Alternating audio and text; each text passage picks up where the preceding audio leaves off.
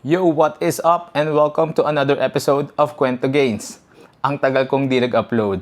Last time nakakat pa ako. Ngayon bulking na. Mukha na akong siopaw. What? Anyway, speaking of bulking, yan ang pag-uusapan natin ngayon. Yung classic debate. Lean bulk versus dirty bulk. Pag nagbabulk ba, kailangan bang kumain ng kahit ano, basta madami?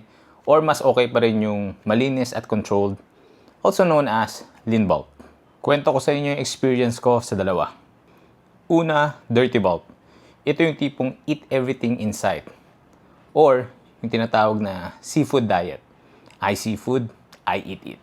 Fast food, pizza, ice cream, basta mataas ang calories, go lang. Pros nito, mabilis mag-surplus at mabilis kang lumakas. Pero cons, ang bilis mong tumaba.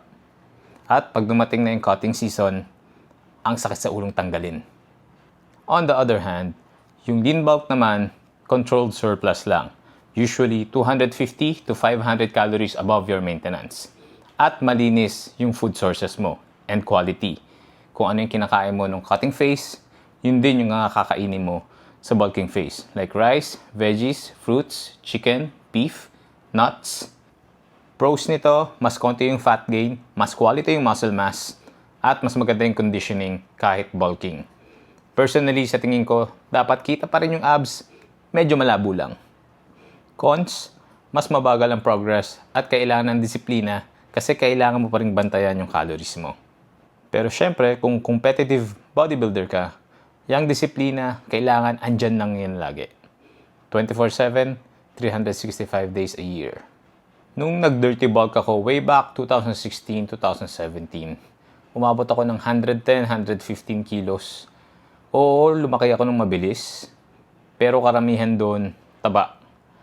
Tapos nung nag-cut na ako, majority nung napundar kong size, natanggal din.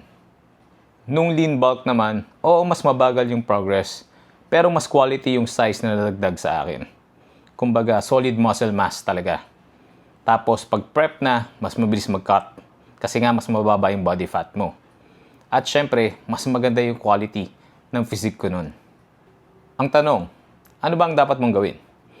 Kung beginner ka, mas safe ka sa lean bulk. Quality gains agad at hindi masasayang yung oras mo sa pagpupundar ng taba. Kung advanced ka naman at kung kaya mong mag-handle ng mas matinding cut phase, minsan okay din yung dirty bulk. Pero kailangan tactical ka. Ang tip ko, stick to a 250 to 500 calorie surplus above maintenance. Enough para mag-grow, pero hindi sobra para mag-ipon ng fats.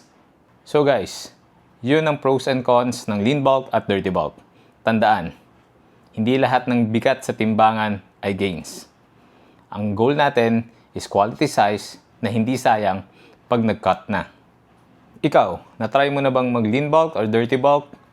Kwento mo sa comments, gusto ko malaman yung experience nyo. And that's it for today's episode of Kwento Gains. I'm Coach Jesse. Keep grinding, keep pushing, keep learning. Peace out.